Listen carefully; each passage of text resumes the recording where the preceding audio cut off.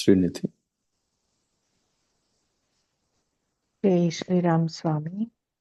స్వామి, ఈ స్థితి ప్రకరణం మొదటి సర్గలో 9వ శ్లోకంలో స్వామి, శూన్యమాత్రమైనను క్రింది ముఖము గల ఇంద్రనీలమణి వంటి ఆకృతి గల భూతాకాశ రూపమున వెలుగునదియు అని అన్నారు స్వామి. ఈ పోలిక నాకు అర్థం అవ్వలేదు స్వామి. సార్, నీలమణి ఆకాశాన్ని అలా పోల్చారు. ఆకాశం పైన ఉంటుంది కదా స్వామి, దాని క్రిందనే కదా ఈ జీవభావం అంతా అనుభవానికి వస్తూ ఉన్నది. ఆకాశం శూన్యం మాత్రమే కదా. అవును స్వామి. కానీ శూన్యం మాత్రమైనను క్రింది ముఖము గల, అంటే క్రిందికి చూపించబడుతూ ఉన్నది అనమాట ఆ నీలమణి. అటువంటి ఆకృతి గల భూతాకాశము అన్నారు. అంటే ఈ జీవుల యొక్క ఆకాశం ఆ రూపంలో వెలుగుతూ ఉన్నది. శరత్కాల మేఘం వలె పైనున్న సూర్యరశ్మిని నివారించటందు సమర్థమును. శరత్కాల మేఘము వర్షించేది కాకపోయినప్పటికీ వాస్తవాన్ని, అంటే సూర్య భగవాను కప్పిపుచ్చుతుంది, నీడ ఇవ్వగలుగుతుంది.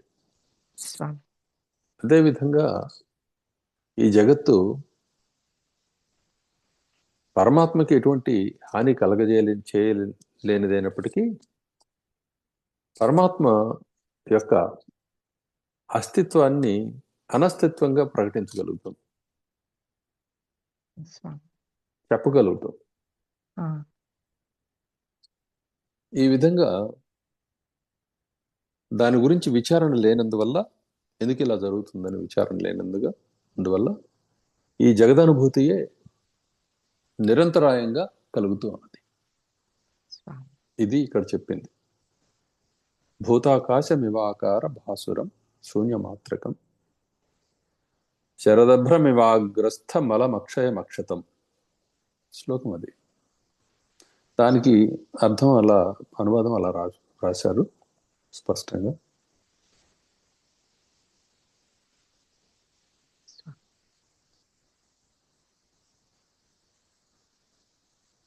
ఈ విధంగా జగత్తు నిరంతరం అనుభవానికి వస్తున్నప్పటికీ వాస్తవం కాదు, వస్తువు ప్రకటన కాకుండా ఉండేదే. కాబట్టి ఎందుకంటే ఎప్పుడు వస్తువు ప్రకటన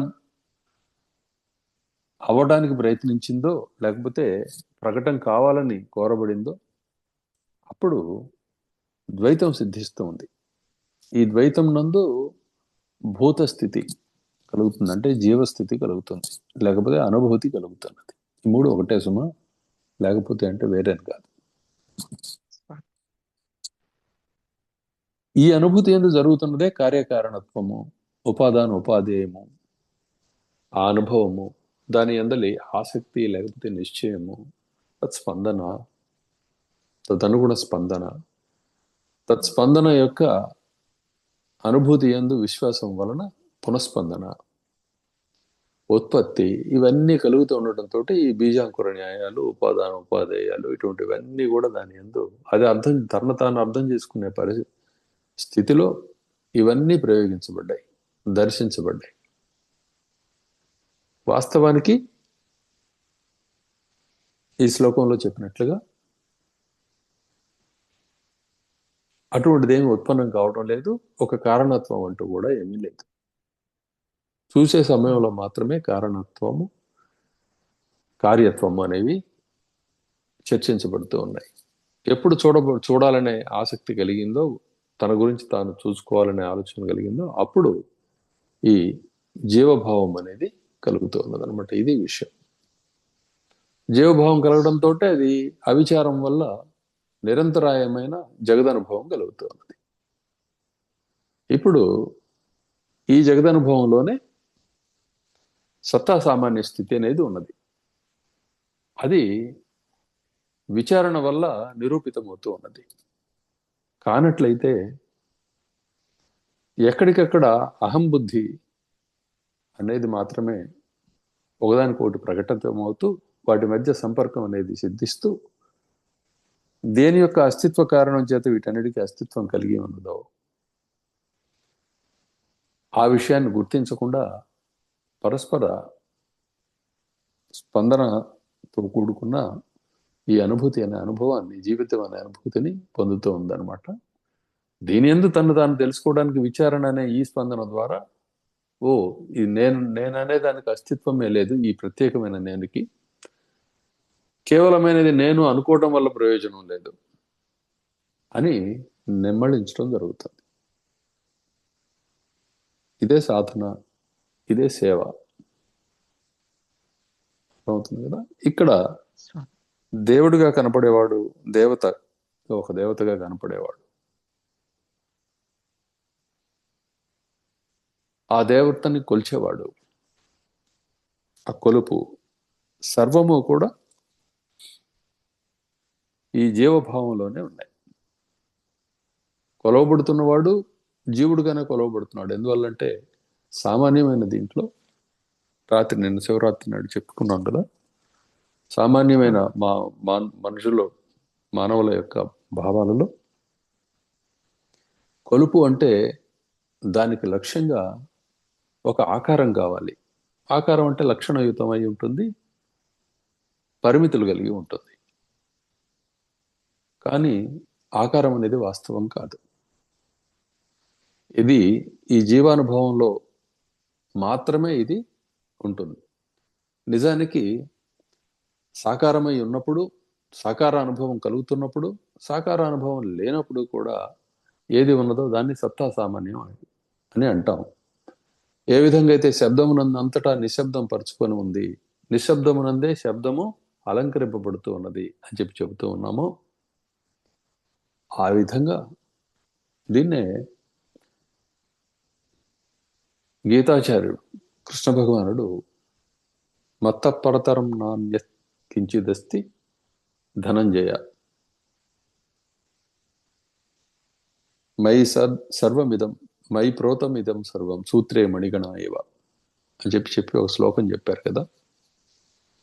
అవును స్వామి. కాబట్టి నాకంటే వేరైనదంటూ వేరే ఏం లేదు, నాయందే ఇవన్నీ కూడా సూత్రమును మణుల వల్లే గుచ్చబడి ఉన్నాయి ఈ అనుభూతులన్నీ కూడాను అని చెప్పినట్లుగా ఇక్కడ ఆ సత్తా సామాన్యమైన దాని అంటే సాకారత అనేది కూడా మణుల తీరుగా గుచ్చబడి ఉన్నది. సత్తా సామాన్యాన్ని ఆ మణిగా వర్తించేటప్పుడు గుర్తించటం లేదు. అది గుర్తించినప్పుడు బంధానుభవము, మోక్ష అవసరము కలుగుతూ ఉన్నాయి, విచారణ అవసరము కలుగుతూ ఉన్నాయి. అది విచారణ చేసినప్పుడు తనకు తాను ప్రత్యేక అస్తిత్వం లేని ఆ సత్తా సామ్యాన్య స్థితిని తాను అనుభవం పొందటం జరుగుతుంది. ఆ క్షణాన ముక్తి కలుగుతుంది. ముక్తి కలగడం అంటే తాను ఒక్కడే అయి ఉండటం, అన్యులు లేకుండా ఉండడం, సర్వానుభవాలు తన స్వరూపమై అయి ఉండడం అనే స్థితి ప్రాప్తిస్తుంది. దీన్ని కైవల్యం అనే పేరుతో చెప్తున్నాం. అందువల్లనే ముక్తుడు ఒక్కడే, మంచివాడు ఒక్కడే, అన్యుడు లేడు అనే మాటలు వచ్చినాయి.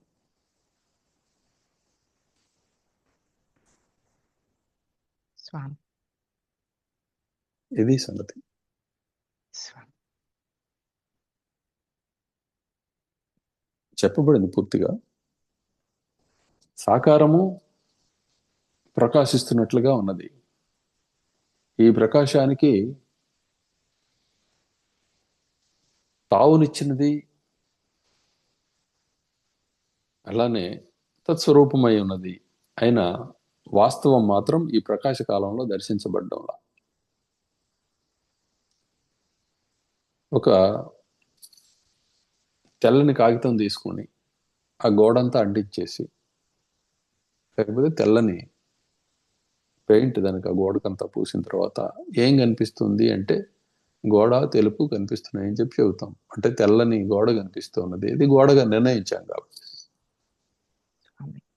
దాని ఏంది ఏమన్నా కనిపిస్తుందంటే ఏం కనపడడం లేదు, తెల్లగా ప్లెయిన్గా అంటే నిర్మలంగా ఉన్నది అని చెబుతాం. దాని ఏందో చుక్క పెట్టామనుకో, ఏం కనిపిస్తుంది అని అడిగినప్పుడు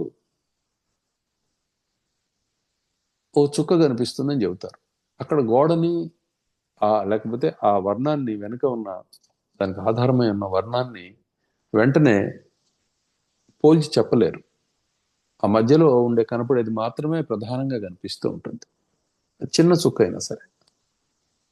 అర్థమైంది అనుకుంటా ఇప్పుడు చెప్పేది. స్వామి స్వామి అర్థమవుతుంది స్వామి.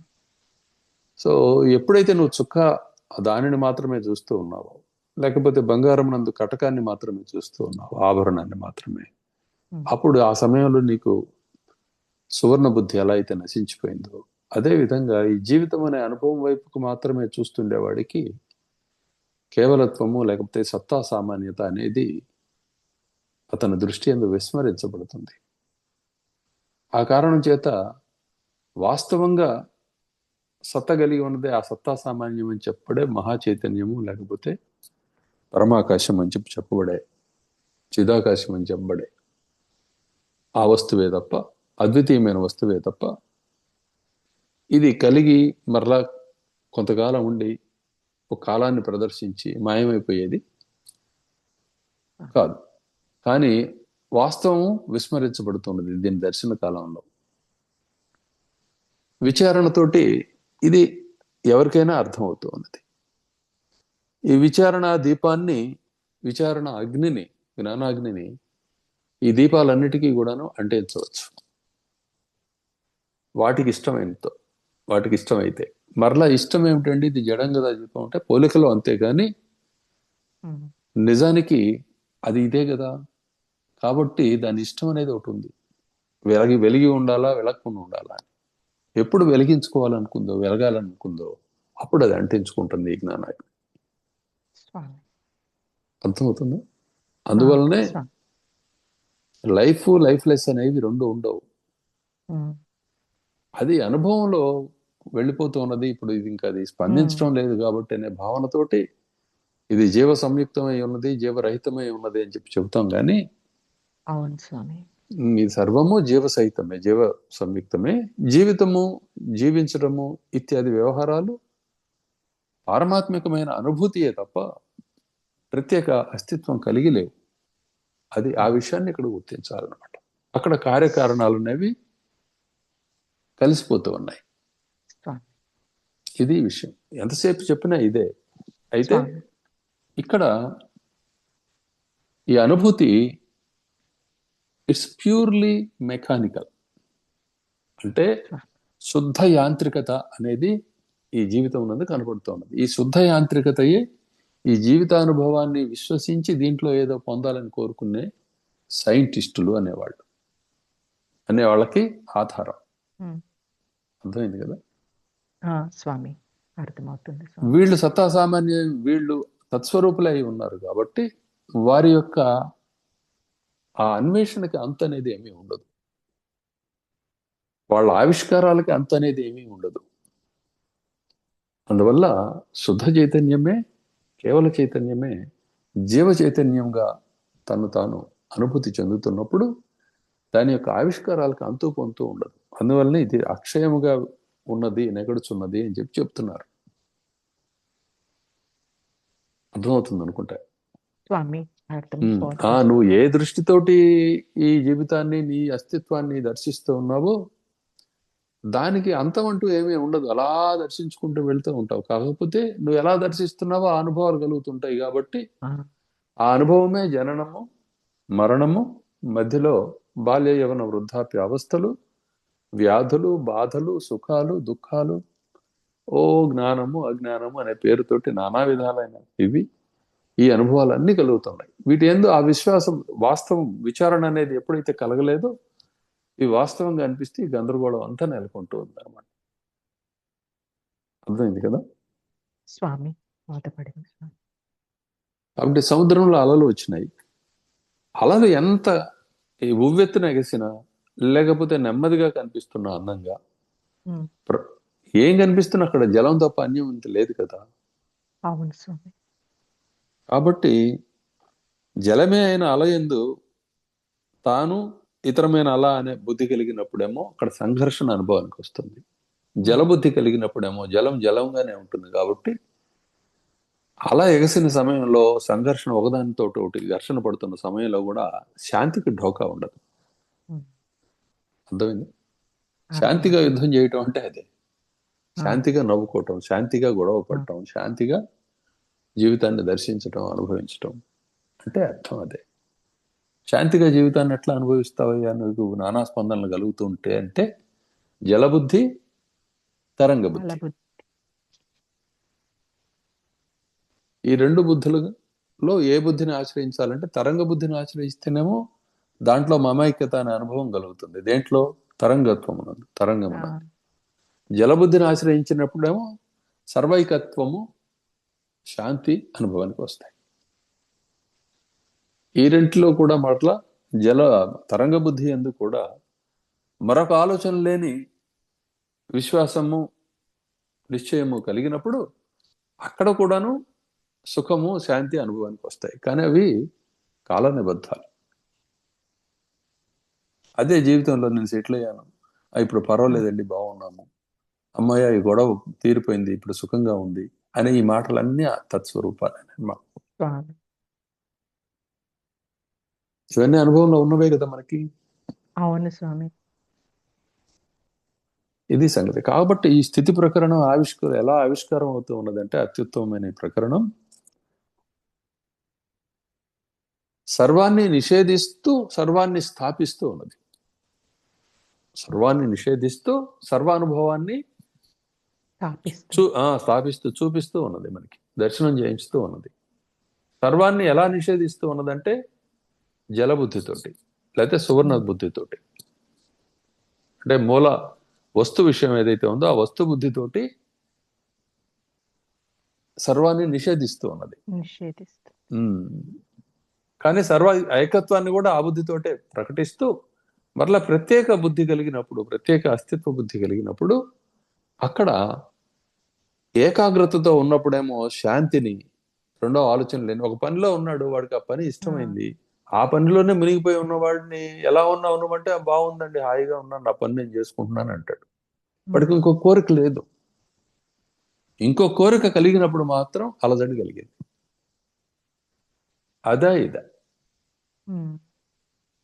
ఇదేగా జీవితంలో మరి బాధపడుతున్నది. ఉన్న స్థితిని ప్రతి ఒక్కరు అంగీకరిస్తుంటే వివాదానికి తావెక్కడ?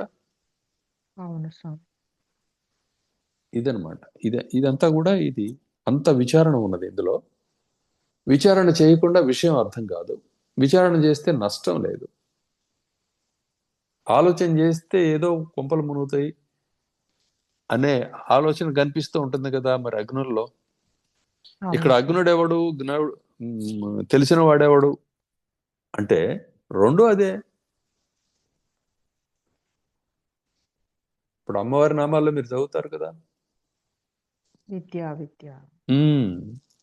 రెండు అదే. ఇంకోటే ఉంది, ఆ మూలతత్వమే అమ్మవారు. ఇది సంగతి. క్లియరా? క్లియర్గా ఉంది స్వామి. మద్గురునికి జయం స్వామి. స్వామి, నేను మళ్ళీ 22వ శ్లోకం కూడా అడుగుదాం అనుకున్నాను స్వామి. ఇక్కడ కార్యకారణాల గురించి 3 పక్షాలుగా చెప్పారు. ఆ అవసరమే లేకుండా మీరే అంతా చెప్పేశారు స్వామి. జై శ్రీరామ్ స్వామి. జై సద్గురురామ్. అమల స్వరూప నారాయణ అచలానంద నారాయణ నిరయతారక నారాయణ సద్బుధ లక్షిత నారాయణ సద్గురు రామ రామ నారాయణ జై జై జై జై రమ నారాయణ.